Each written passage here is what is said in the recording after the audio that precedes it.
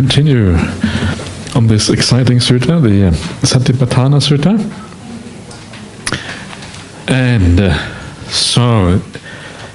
this now we are looking at the introduction to the sutta.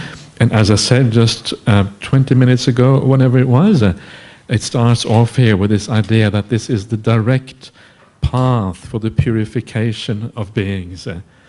And the word direct path here, this is one of these words that's very quite interesting in the Pali language. Eka yana, which means something like eka is one, ayana is going, so it means one going path. Eka yana maggo, magga is path, of course. There's the one going path, the path which goes in one direction only.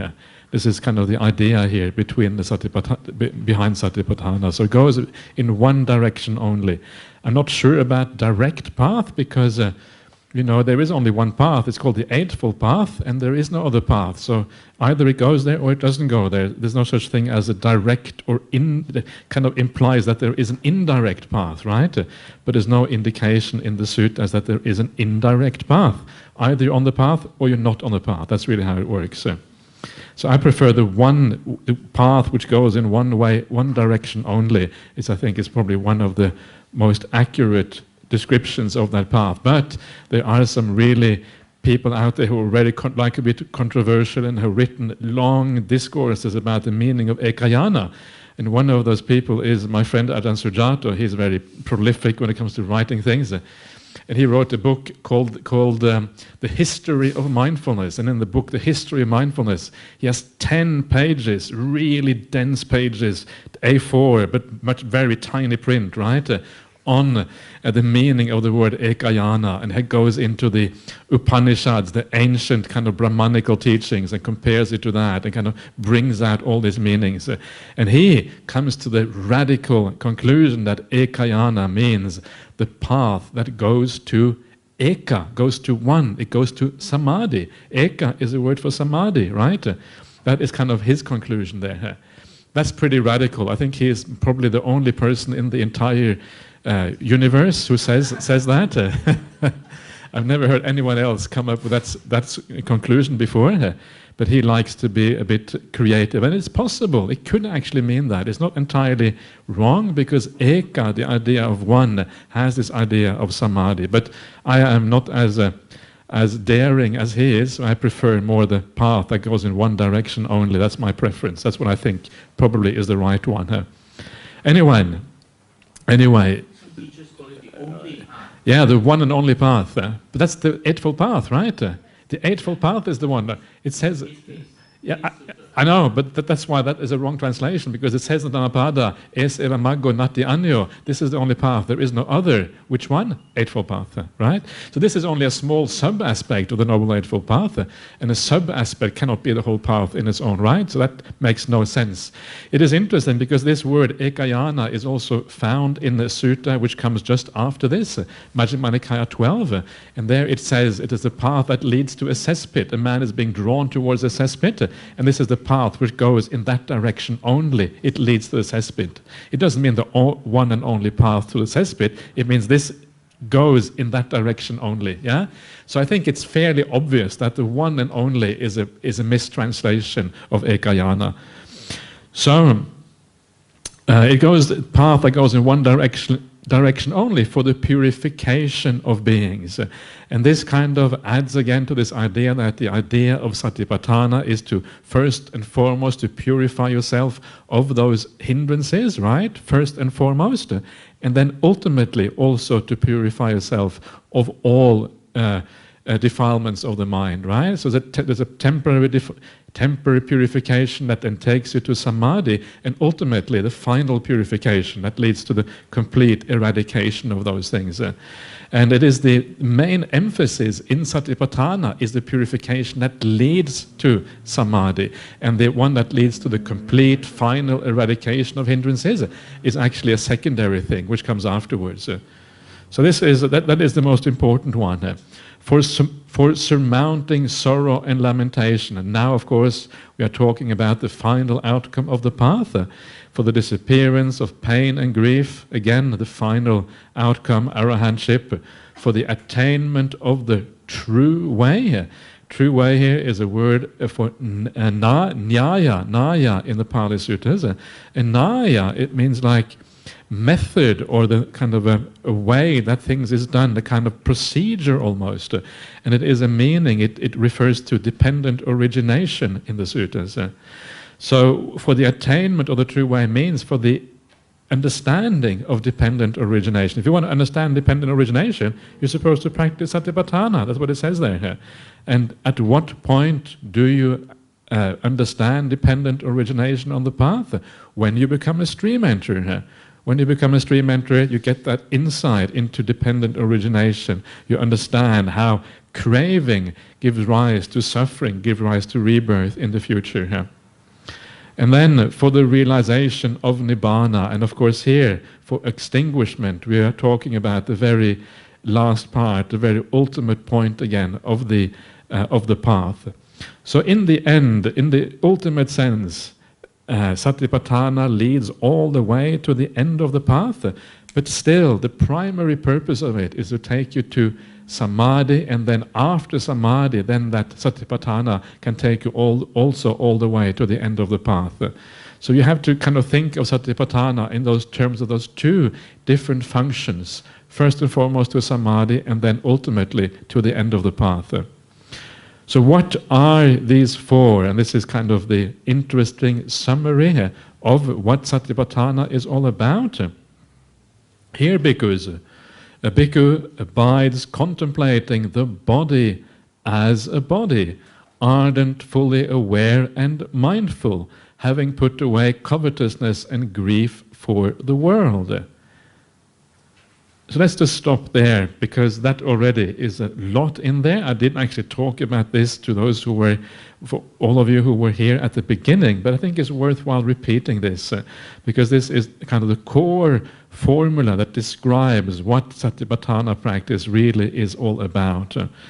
So the words here are contemplating is anupassana, which means something like seeing along with. So contemplating is not a bad idea. The English word to contemplate can often mean just to observe or to look on something, to look onto. So here the idea of observing is really what is kind of at the front. You observe or you contemplate it. Both of those ways of looking at it are actually correct. Contemplating might actually be preferable. We'll see why in a second. So what you contemplate here, it says here, is the body as a body. And it's this kind of strange formulation, right? The Pali says kaya nupasi. And what it literally, if you're going to translate it literally, what it actually means is you contemplate a body in the body, would be more literal translation of kaya nupasi.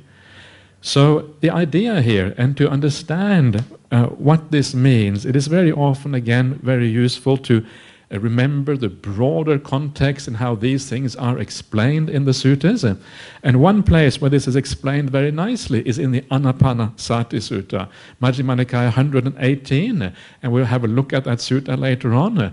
And in there it says, when you contemplate the breath, right, you are contemplating the body. Why? Because the breath is one body among bodies. Yeah, one body in the body, one body among bodies. That's what it says there. So the idea is that, and I think this is the right way of thinking about this. Satipatthana consists of a number of different ways of doing these practices.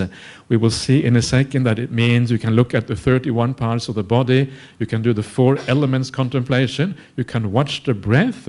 These are different ways of doing the kaya anupassana. So what it means then, as far as I'm concerned, it means that you are focusing on one aspect of the body. Yeah, so he contemplating one aspect of the body. That is the right way of thinking about this. One body among bodies means that you're looking at one aspect of the overall context of what the body is about. And then I think you have an approximately right understanding of what is going on here. And we will see later on that that's exactly what we're doing. We're focusing on a certain way of looking at the physical body here. So again, sometimes you have to have quite a bit of broad knowledge of the suttas to be able to draw it all together like that is always very helpful.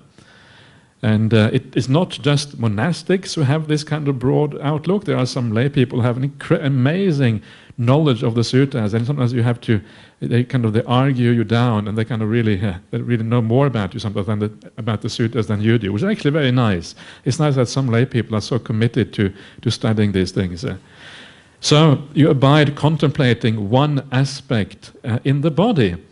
Ardent, this means energetic. The Pali word is atapi. It's very similar to the idea of virya, that you have energy in these things. It is a rather curious translation. The word ardent is not the word that people often use, but nevertheless, this is how they have chosen to translate it here. Fully aware, sampajano, same word as sampajanya, right? I talked about full awareness quite a bit before, the idea of purpose, the idea of suitability.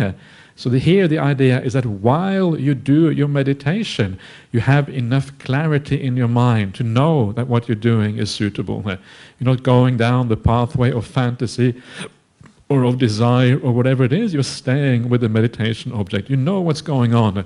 You have sufficient clarity and sufficient mindfulness to know what's happening here. So full awareness, again, sampajanya is an important part of meditation practice as well here. And then comes the interesting point, and this is that you have to be mindful, right? The important point here to understand is that all of these things that we are looking at now, ardent, fully aware, mindful, contemplating, all of these things is how we are supposed to do the Satipatthana practice. It describes how. These are like adjectives.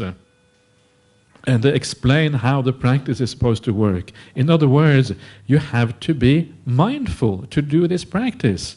It means that mindfulness has to be established already before you can actually do Satipatthana practice.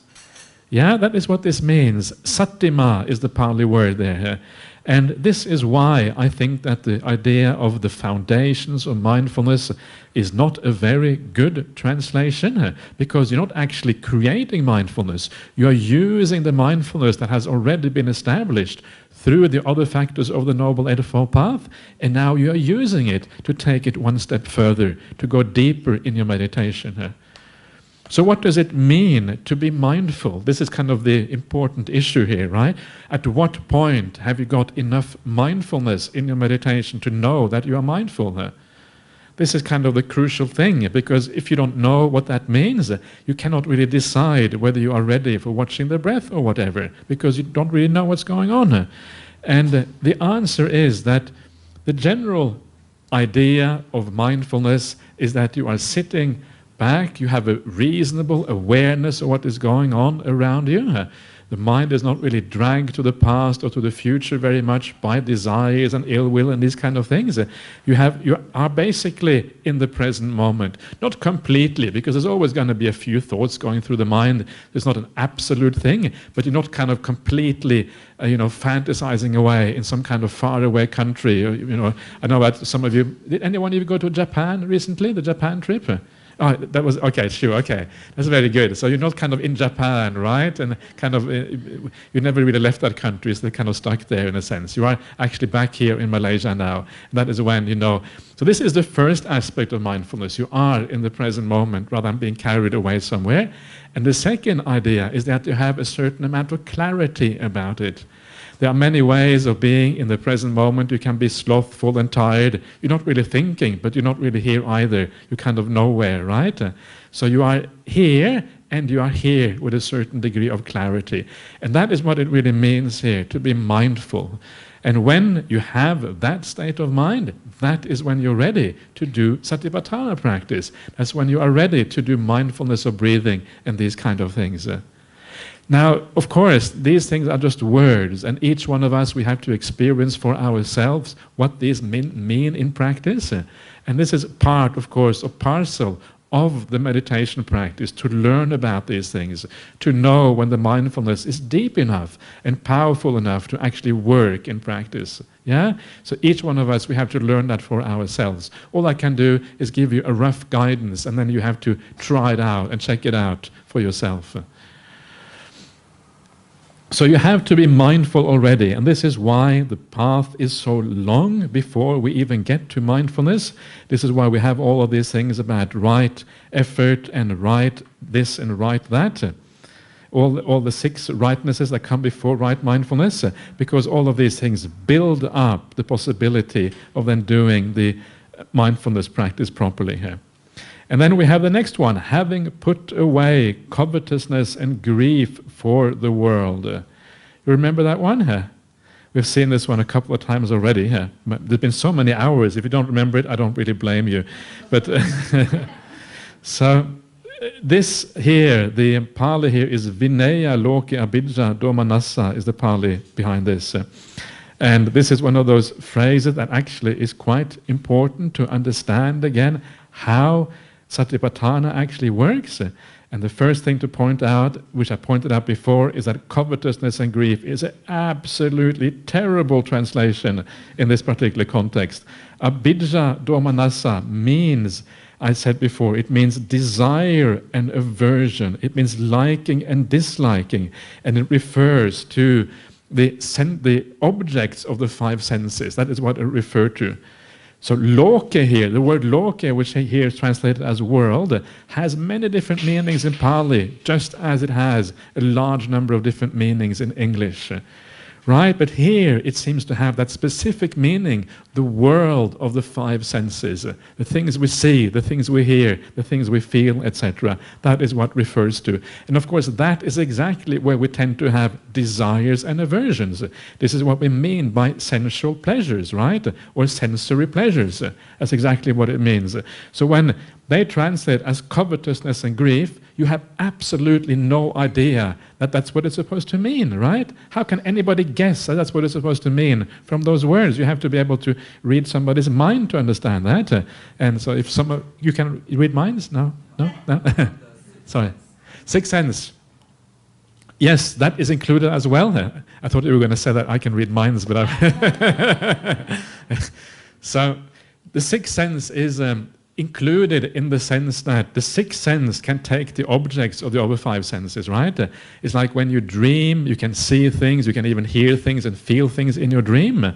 And when you fantasize, it's like you can see things. You're not actually seeing with the eye, you're seeing with the mind. So the mind has the ability to do what the other senses do. So you have to also abandon that desire that relates to those things, those mental things at the same time. Otherwise, you can get away with a lot of bad, dodgy things, right? If the mind is okay, because the mind can create all kinds of stuff. So the mind is very multifaceted, and the mind can go beyond those things. And that is really the happiness of the mind, which goes beyond sensuality. That is the kind of mind you want. That's the pure happiness, the happiness of samadhi, happiness of jhanas. That's where we're trying to head. So, and I remember this, I think it's Ajahn Brahm who told me this. Ajahn Brahm, of all people, he said that I never understood that phrase, right? I could never understand it, so I kind of just didn't read it, what it actually means. And this was when he had been a monk for 20 years, until he started looking at these things carefully and the Pali and starting to understand what is going on. He had been a monk for 20 years.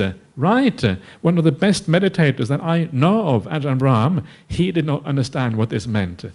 That shows you how difficult it is to get it right. It basically is impossible unless you carefully study these things and you pull out the meaning yourself. So that is why Bhikkhu Bodhi, generally very reliable, very good translator, but here he has gone badly astray. And sometimes it's nice. Bhikkhu Bodhi is a very, very nice monk. I know him quite a bit because I communicate with people like Bhikkhu Bodhi. And he's very nice because when he was translating the Anguttara Nikaya, I was sending him feedback on the translation because I was translating it as well. And he is a very open-minded person. So if you complain and say, this is a bad translation, if you have a good point, he will listen to you. Even though I am just this whippersnapper, right? This young little monk, compared to him, he's like, how old is he compared? He's about 20 years older than me, and he is how many more years as a monk than me? over 20 years more than me as a monk, right? And then I come around and say, listen, Bante, this is no good, you've got to do it like this. Of sounding a bit arrogant, because that's what you do when you are kind of a young whippersnapper here. And then he actually listens to what you have to say, right? He takes it on board. He's not kind of defensive and doesn't want to look at it just because you are a young monk. He actually listens and takes it on board. And that, I think, is very impressive when you have so much seniority. Most people in that kind of position, they will just kind of brush you aside and say, okay, you don't know what you're talking about, so forget about that. That's usually how things work, right? So I must admit, I really respect him for that. But still, I also think it is important to point out weaknesses. And this is one of these weaknesses. I didn't have a chance to comment on these translations because they were done before I got into these things. This is an old translation going back to 1995. So I was just barely ordained at that time, so I didn't have any input in this. So it's not my fault, okay? Just to make that clear.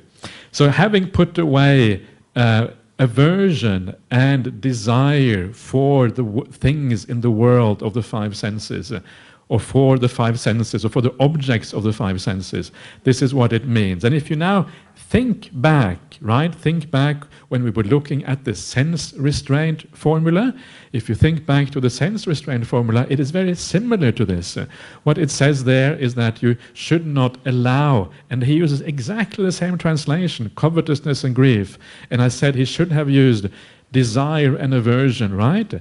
He does not allow, he restrains the senses so that desire and aversion do not invade his mind. Remember that, the word invade, yeah? And I said invade, probably also not so good. It's like they arise in his mind. So now you can see the connection here. The connection is that in the sense restraint formula, you are using sense restraint to stop these things from invading the mind. When you do that successfully, that is when you move on to satipatthana. So that is why it says here, having put away, because you have successfully done that part already. Now you have put it away and you can move on. You can see the direct connection here between sense restraint on the one hand and satipatthana practice on the other. So you can see how integrated the sutras are. Everything is kind of, it takes probably a mind like a Buddha to be able to integrate the teaching in such a marvelous way. You can see the connections everywhere through the sutras in this way. So that is the kind of basic refrain there, how you contemplate the body, one particular aspect of the body. And that is how you do it. And then we will have a look later on at what kind of things that is contemplated in this way. Then we have exactly the same formula for the other satipatthanas, right? Yeah. Please ask if you wish. No problem, sir. He abides contemplating feelings as feelings, ardent, fully aware, and mindful, having put away desire and aversion for the sensory objects. So here we have feelings as feelings. Again, it means one aspect of feelings. So he abides contemplating one aspect of feelings. Energetic, fully aware, mindful, having put away desire and aversion for the objects of the five senses. So here you have different types of feelings and you contemplate the feelings in different ways. And of course, this is quite interesting. What does it mean by contemplating feelings? Because there are many different ideas about that, but we will stick to what it says in this sutta afterwards, and we'll see what that actually means.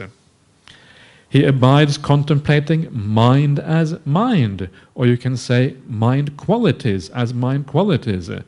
Ardent, fully aware, or energetic, fully aware and mindful, having put away desire and aversion for the objects of the five senses. He abides contemplating mind objects as mind objects, and again energetic, fully aware, mindful, having put away desire and aversion for the world of the five senses. So this is the last one here is probably the one that is most controversial. How should this be translated? This here is called the Dhamma Nupassana. Dhamma is to Dhamma Nupassana. And what is the meaning of Dhamma in this particular context? This is actually quite difficult to make out. And to really make this out, you have to study the sutta in a fair amount of detail. And I will actually tell you later on some of the conclusions of those people who have studied the sutta in much more detail than I have. And their conclusion is that Dhamma in this context means something like conditionality here. Right? To contemplate the conditionality of things, as conditionality or certain aspects of conditionality. Principles is another way, but principles is kind of similar to conditionality. Conditionality can mean principle in certain contexts. And that is what they have decided is the meaning here. And I think that is a reasonable interpretation. But to understand how that's possible, you have to have a broader idea of Satipatthana to be able to see that. Anyway, that is the introductory statement, and that gives us the background, it gives us the basis on which these contemplations actually are done. Now we can move on to some of these contemplations. And you can see here that the only contemplations that I have talked about for the body is the contemplation of the 31 parts and then the elements, right? And that's the only contemplation that I have included here. And maybe you think that I am a dodgy monk who has kind of excluded so many things. I'm kind of have some kind of agenda here, trying to change the suttas in kind of a certain way. So I have to explain to you why I have done this, because otherwise I'm not really doing my job properly here. Now, if you read this sutta in the full version, there's a large number of meditation exercises, meditation objects that you can take according to this sutta. And it starts off with, the very first thing it has is mindfulness of breathing.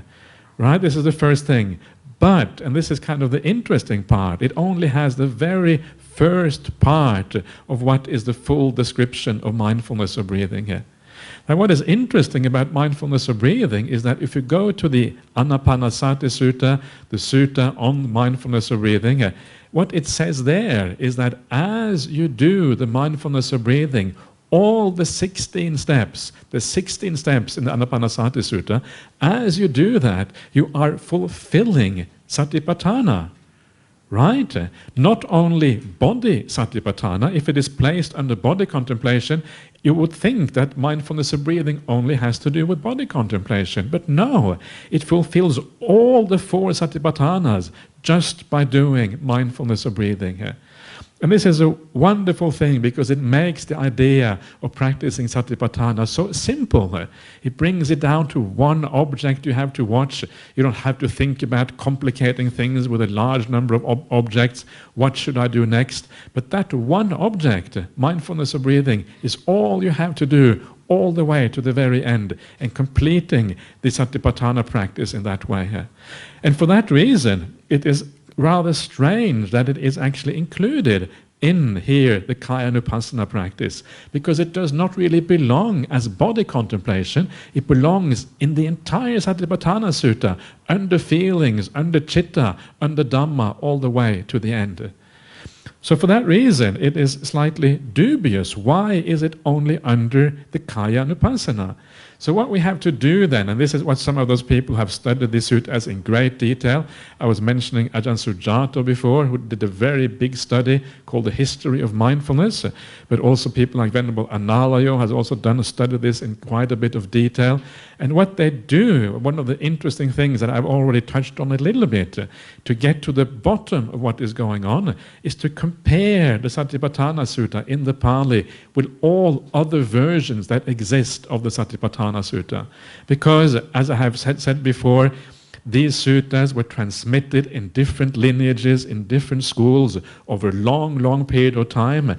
And during this process, they were translated into Chinese, right? I've been talking a bit about the Chinese agamas already. Some of them were translated into Tibetan when Buddhism eventually went to Tibet. That was much later on. Went to China first, which is kind of strange because geographically, Tibet is closer to India than China is normally, right? So, but because of all the mountains, they had to kind of come the long way around. Anyway, that's being a bit sidetracked now.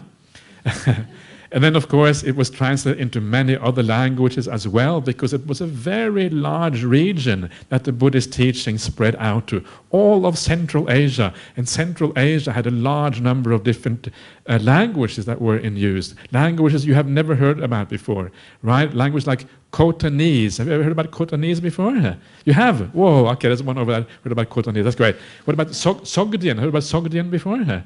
So these are the kind of languages that don't exist anymore. They died out about 1,000 years ago, and they're only found in these ancient manuscripts, buried somewhere in the desert, right? Somebody brings it out, and there's all this random scribbling that no idea what it is, can't even read it because it's some ancient dead language. And then it gets deciphered by scholars, and the scholars are really excited about this, right? This is what people love to do. It's like a puzzle trying to figure out what's written on these documents. So for that reason, we have these suttas in many different versions. And I think there is about 7 different versions of the Satipatthana Sutta, if you include all the existing versions.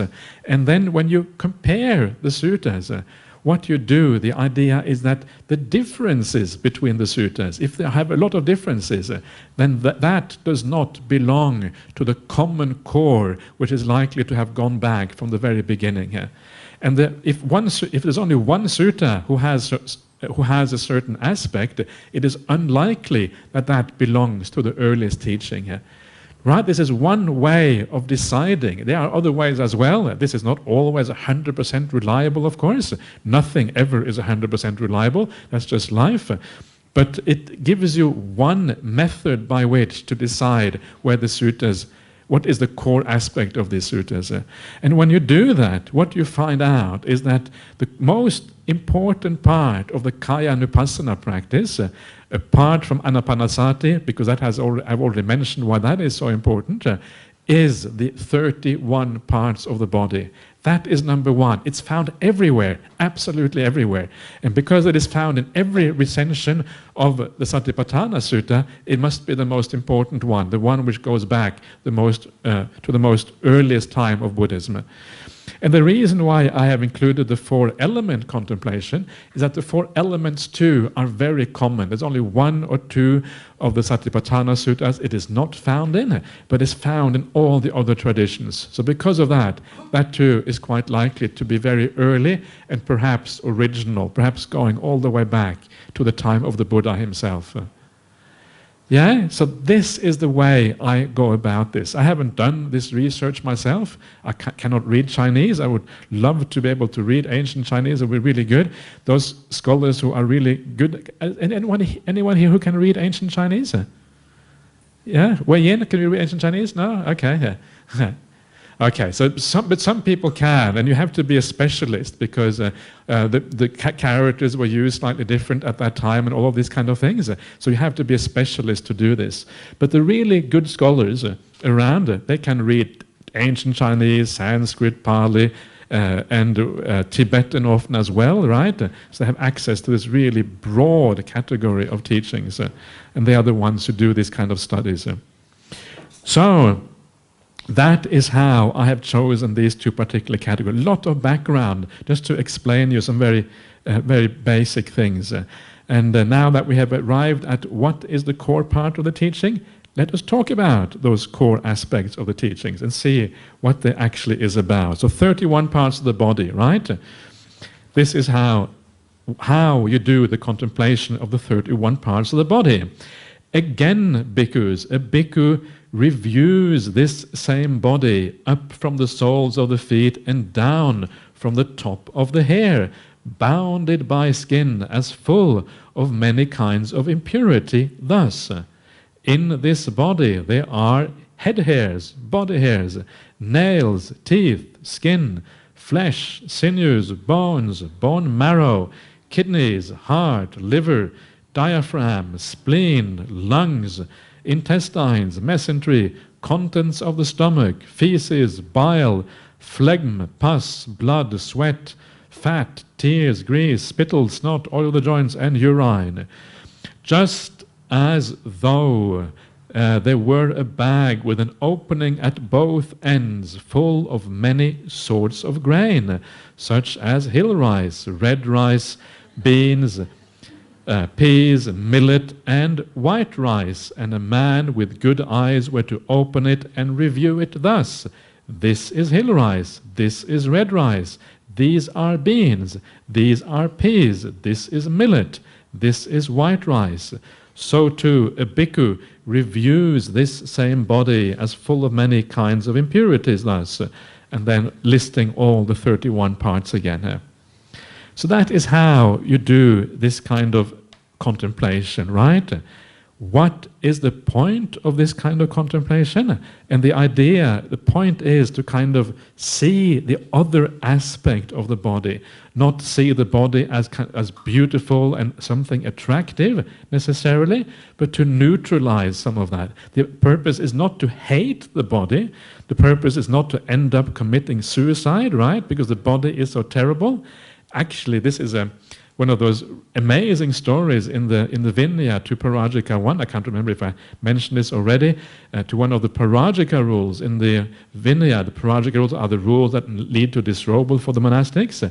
And in one of those rules, the rule on killing others, there is a story where the Buddha teaches this kind of contemplation. This is called the Asubha contemplation, the contemplation of the non-beautiful. And then the Buddha goes on retreat after teaching this. And when it comes out afterwards, the Sangha is so diminished.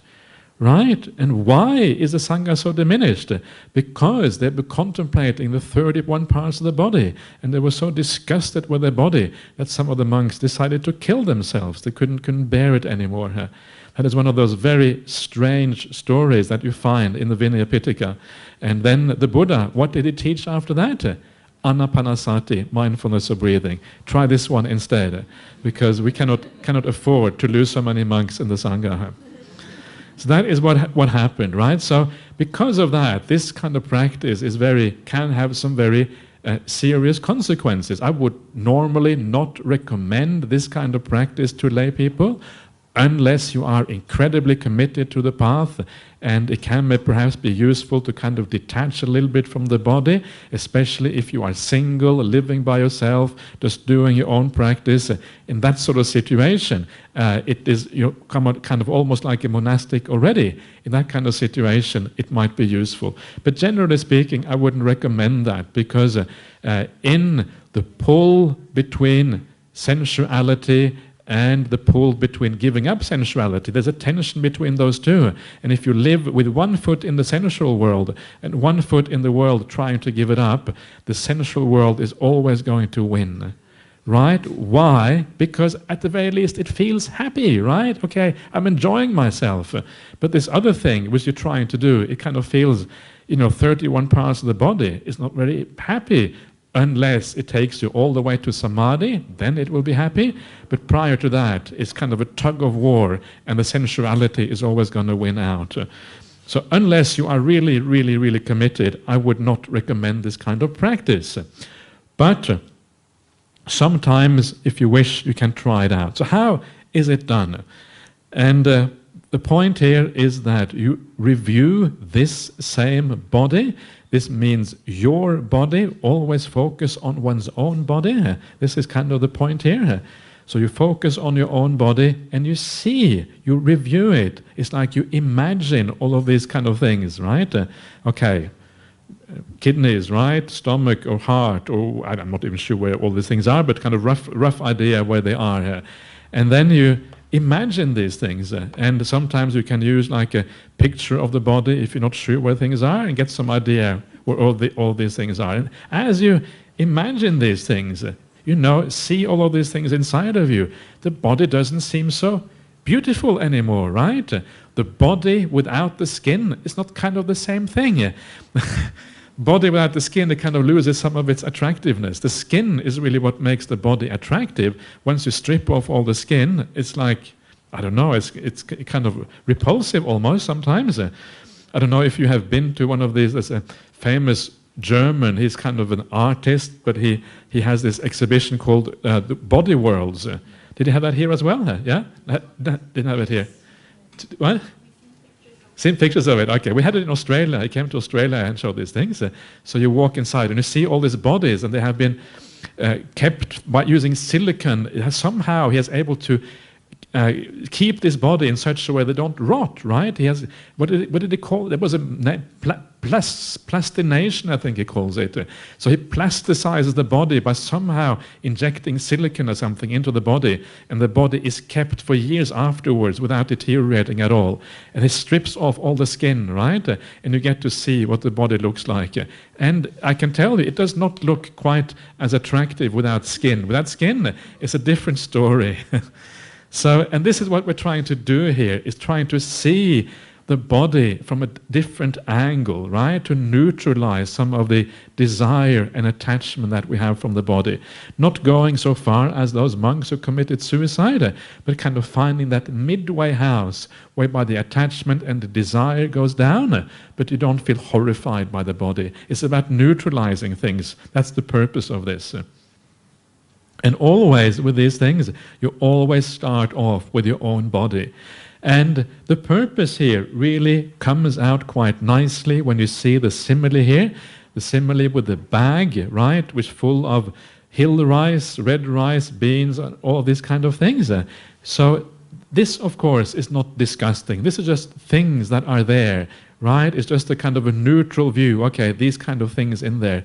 So this is the final idea here, is not to be disgusted by it, but see it for what it is. And many of these things, when you get used to the idea of, the intestines, they're not really necessarily ugly, they're just functional. They have their function, they do what they have to do, and that's really the purpose of these things.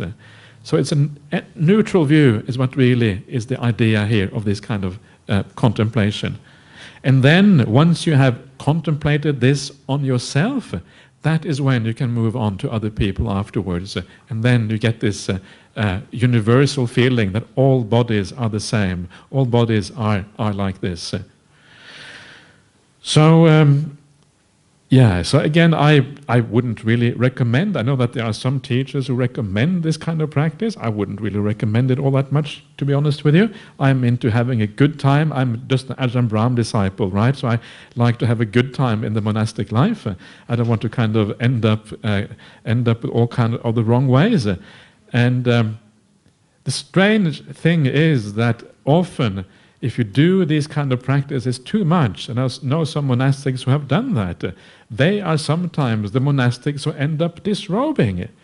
Right? These things are supposed to stop your desire for the body, stop the kind of the all of this attachment to these things, and of course that includes the opposite gender at the same time, right? To stop all of that, but because you are repressing too much, you're forcing it down, it's not really coming naturally.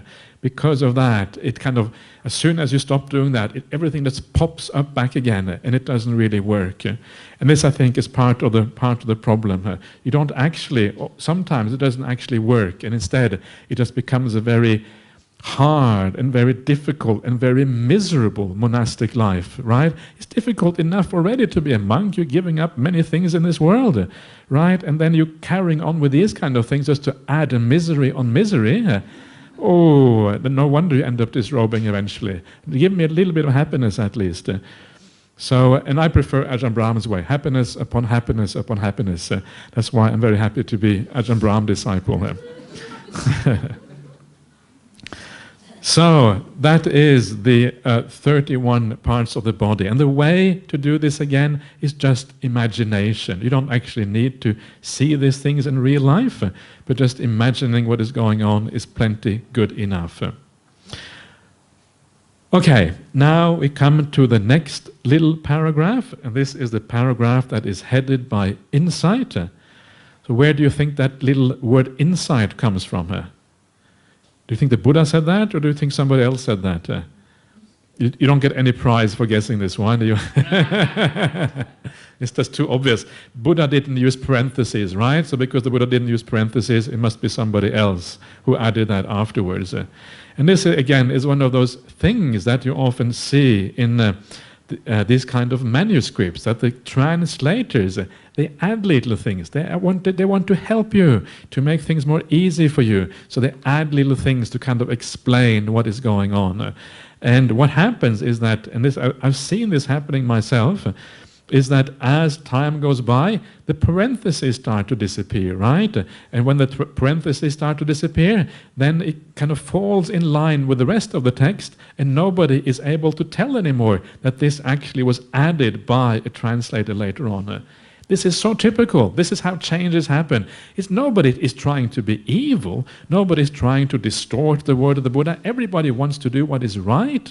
Everybody wants to conserve these things to the best of their ability. But sometimes they go a bit overboard in their being too zealous in trying to conserve things. And by trying to conserve in the wrong way, you end up distorting in the long run. So I'm not really criticizing anyone, because everybody is actually trying their best.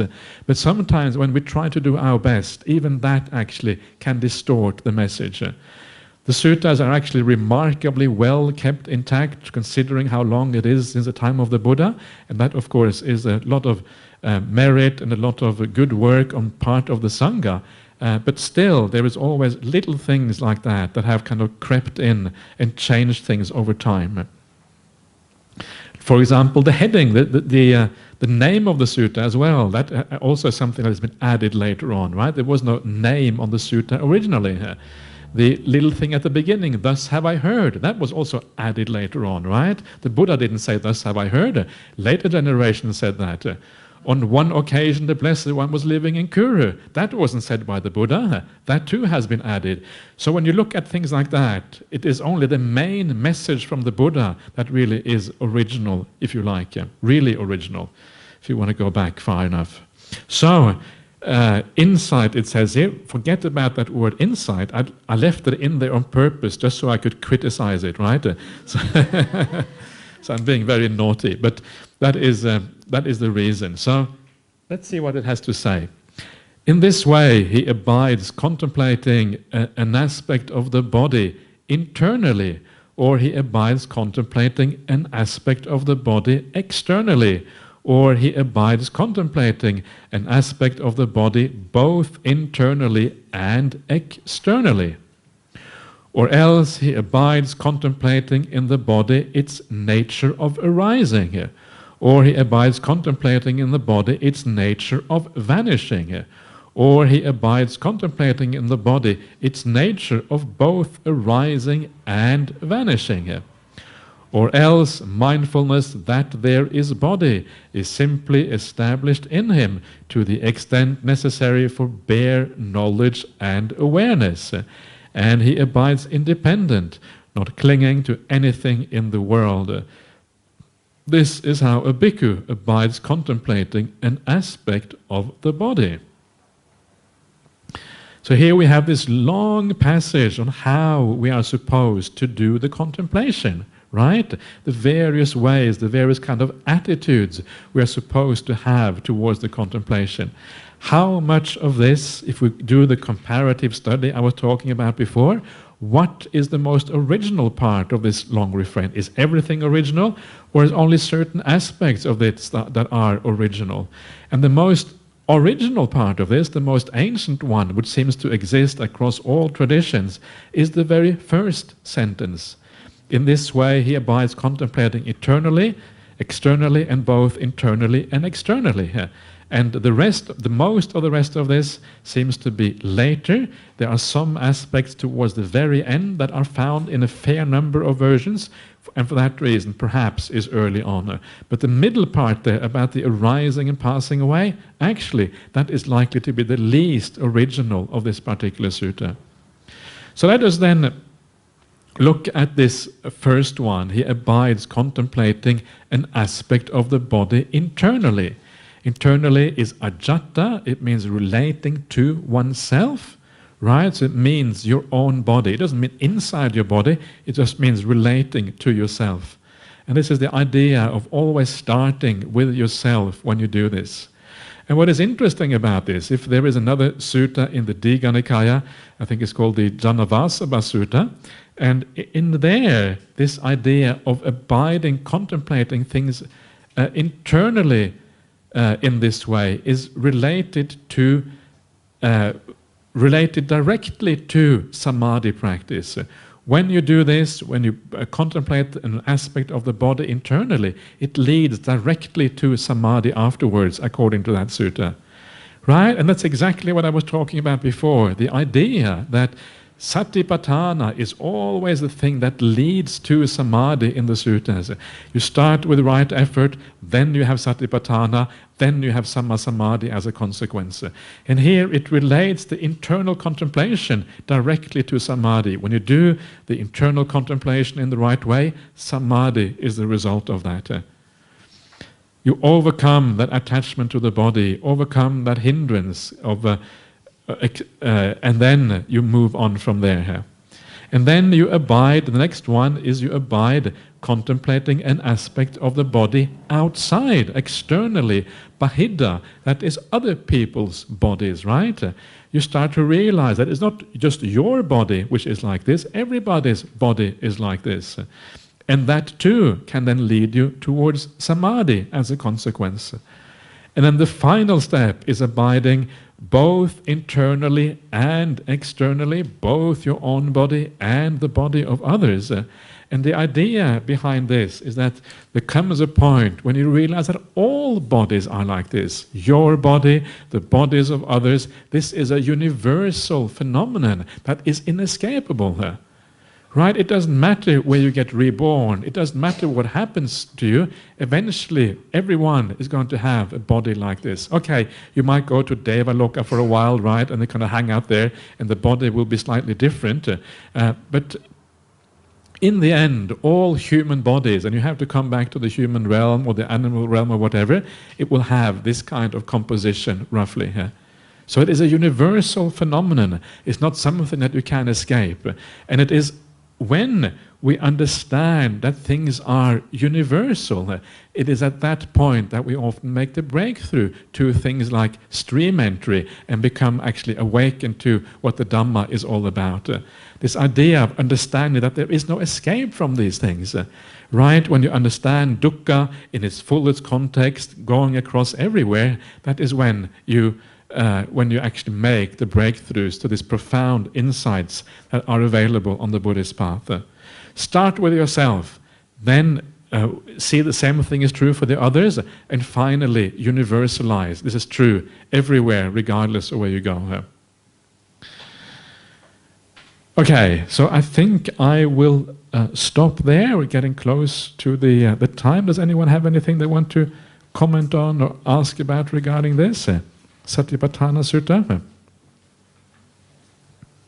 Everybody very happy with this? Are you going to start doing the body contemplation now? Oh, there you are. Okay. Is there any difference between the word awareness and mindfulness? Okay. So is there any difference between the words awareness and mindfulness? It is very, I think these are, in the Pali language, I think what you have to do is you have to go back to the Pali to be able to really make heads or tails out of this. And in this case, the word awareness is sampajanya and mindfulness is sati, right? So you have to go back to the Pali and ask, is there any distinction between sati and sampajanya? And as I was saying before, sampajanya, which is here translated as full awareness, is all about understanding the purpose and the suitability of what we are doing. Sati is just the basic ability to be aware, to stay in the present moment and to be aware of what is going in. Which word we choose in English to represent these things is actually fairly random, to be honest with you. Sati, you can translate sati with mindfulness if you want. You could translate sati with awareness. You could perhaps even translate sati perhaps even with attention, right? You're attending in the present moment. The English words we use is quite flexible. So in English, I don't know, is there a difference between mindfulness and awareness? There probably is, but you probably have to go to the Oxford Dictionary to figure it out, because English language is so complicated, so many different, varieties and how the words are used and all of that. So that's why it's so useful to stick to the Pali rather than to stick to the English translations instead. Yes. Yes. Shri. John, is it 32 parts of the body or 31 parts of the body? Okay, so this is a good point. This in the suttas it's 31. In the Visuddhimagga, 32 parts. In the Visuddhimagga, they add the brain. That's right. Yeah, that's the difference. Yeah. Otherwise, it's the same thing. Yeah. Yes, over here. Ajahn, how can we be sure that what is stated in all the suttas are the actual word or the original word of the Buddhas? Okay. Because you say that it's been recited so that it can be passed down. Yeah. It's just like Chinese whisperer. By the end of the day, the line tends to get lost. Yeah. Some of the facts. Yeah, that is it's a very important question and a very good one to ask, because it's a kind of question that many Buddhists never ask. They just assume that you have the Pali Canon and that everything must be the word of the Buddha. This is kind of the traditional assumption about these things. And it's way, way too simplistic an assumption to think like that. So the only way to really find out is to do things like comparative study, compare the Pali with the Chinese translation. The interesting thing here, to understand what is going on, is to understand that the translation of most of the suttas into Chinese, they come from the Sarvastivadin school of Buddhism. It's a different school of Buddhism than the Theravada school. This school of Buddhism was in the north of India. Theravada school was in Sri Lanka in the south. They were 3,000 kilometers apart. North to India to the south of India is a long, long, long distance. And that separation into Theravada and Sarvastivada happened around the time of Ashoka. If you read the Ashokan inscription, it talks about sending out messengers. If you read some of compare that to some of the stories you find in the Samantapasadika, one of the commentaries in the Pali Canon, some of the inscriptions you find in India, and you compare all of this, it seems quite likely that that is when this spreading out happened. Right? So it means that those suttas that were kept in the Sarvastivadin tradition and those that were kept in the Theravada tradition, they have been apart since the time of Ashoka, because that's when they spread out. So that's 2,300 years. That was the time of Ashoka. It was about 2,300 years ago now.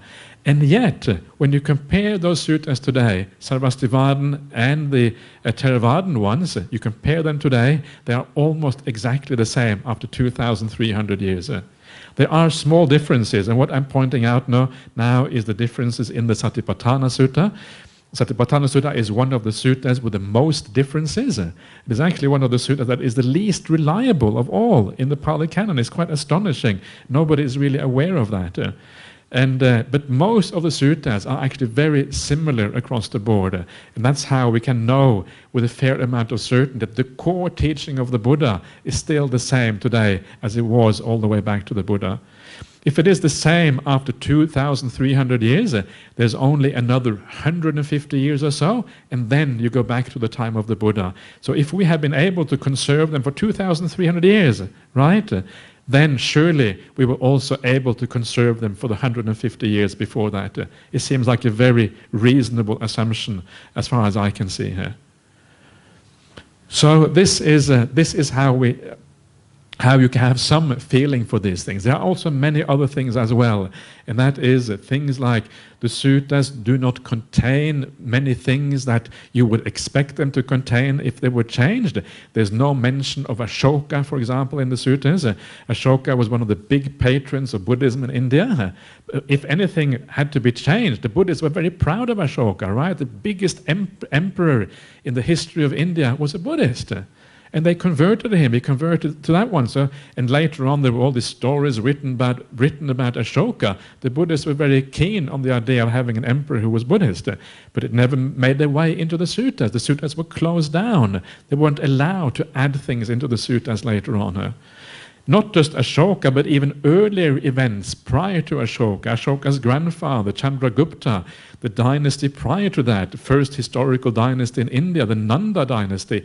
None of these things are mentioned in the suttas. The suttas were closed down very soon after the Buddha without adding all of these later things.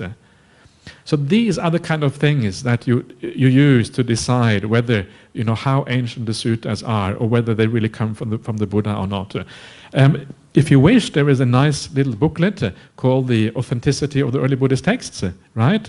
I am the co-author of that booklet. So you can check it up online, Authenticity of the Early Buddhist Text, and see what you think of that. It was published with the Oxford Center for Buddhist Studies. It was quite nice, and have a look at that one. And it gives many more arguments about these things and why they are authentic or not. Anyway, if you have any more questions, please, we'll take those later on afterwards. Let's have another break, and we'll see you again 4:45.